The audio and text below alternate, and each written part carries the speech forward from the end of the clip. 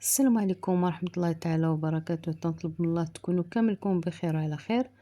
ترحب بكم من جديد في فيديو جديد، فبقوا مع الفيديو ديالي حتى النهاية ديالو.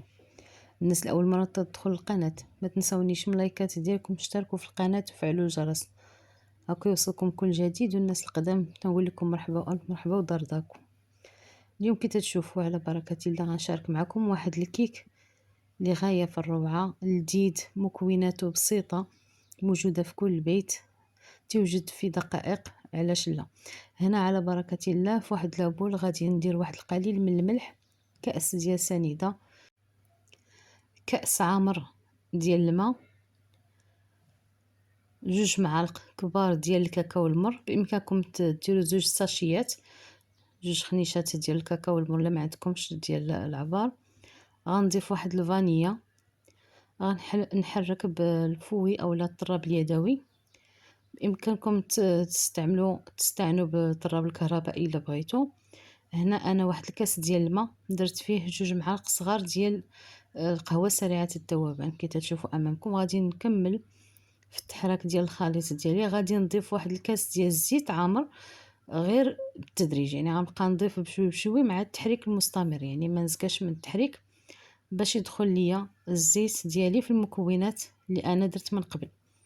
هنا غادي ندير الكاس الاول ديال الدقيق، غنضيف معاه 2 ساشيات ديال خميره الحلويات ما يعادل 16 غرام.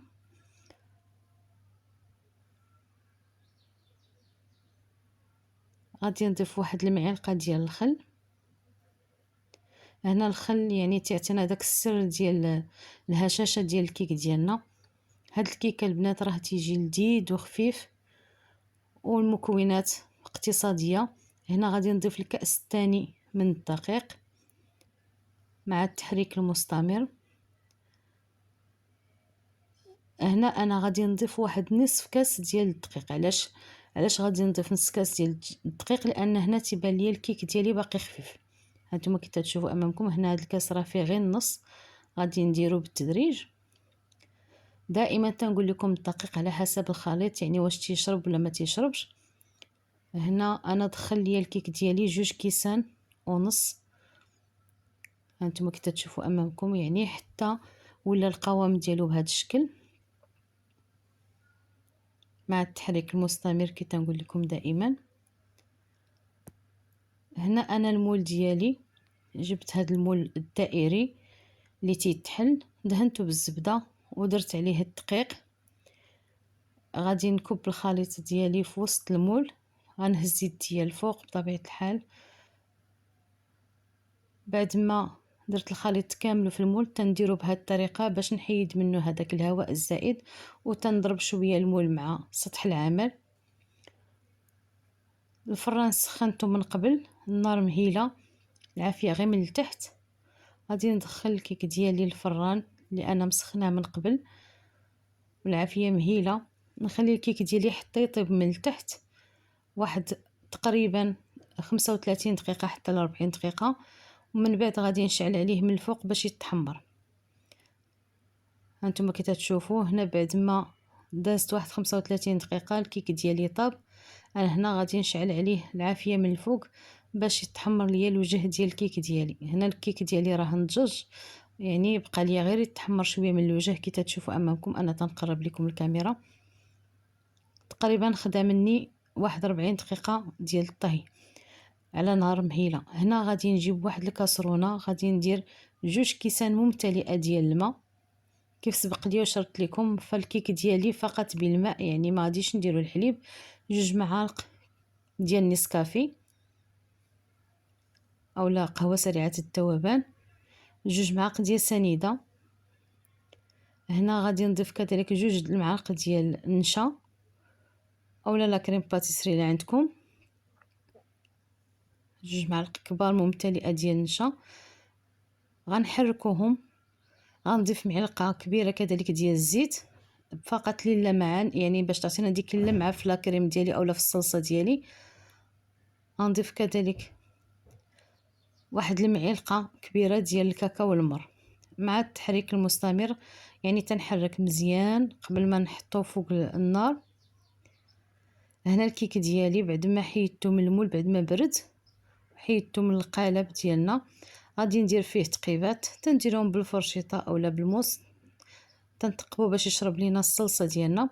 هنا الصلصه بعد ما وضعتها فوق النار مع التحريك المستمر، تنبقى نحرك حتى تيتقل لينا القوام ديالها. من بعد ما تيتقل القوام ديالها، ديك الساعه راه وجدت لينا الكريمه ديالنا.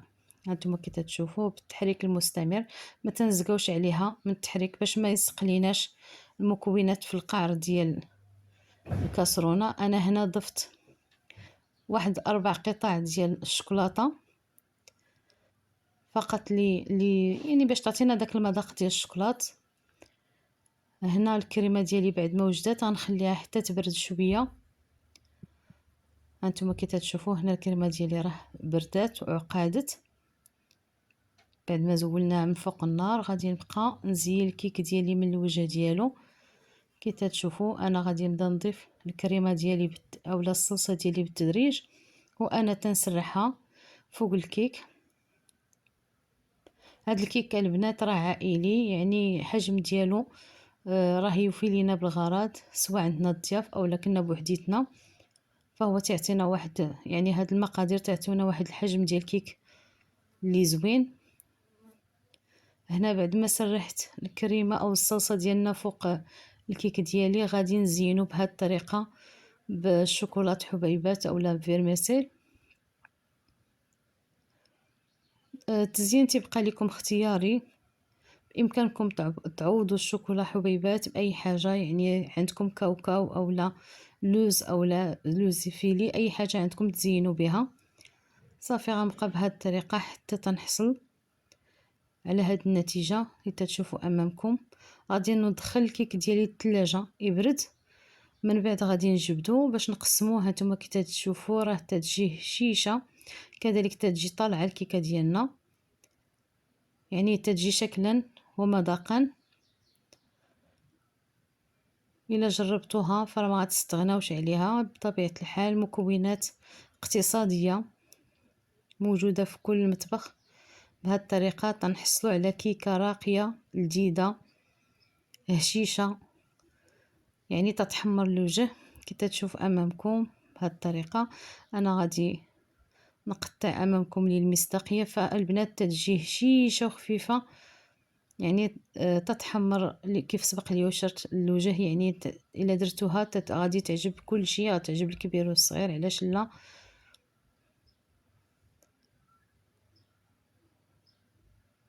هانتوما كي تشوفوا اللمعه ديال الكريمه اللي درنا، الصلصه اللي زينا بها، وكذلك الكيكه ديالنا راه عاليه، حجم عائلي. الا درتوها فهي غتنال استحسان الكبير والصغير. هنا الفيديو ديالنا وصل للنهايه ديالو، يا رب يكون عجبكم، نال الاستحسان ديالكم. الى عجبكم الفيديو ديالي ما تنسونيش من لايكات ديالكم، اشتركوا في القناه وفعلوا الجرس هكا يوصلكم كل جديد. بارطاجيو الفيديو مع احبابكم، ما تنسونيش من التعليقات ديالكم اللي تعطيني تحفيز تخليني ننزل من جديد. الى اللقاء والى فيديو قادم ان شاء الله.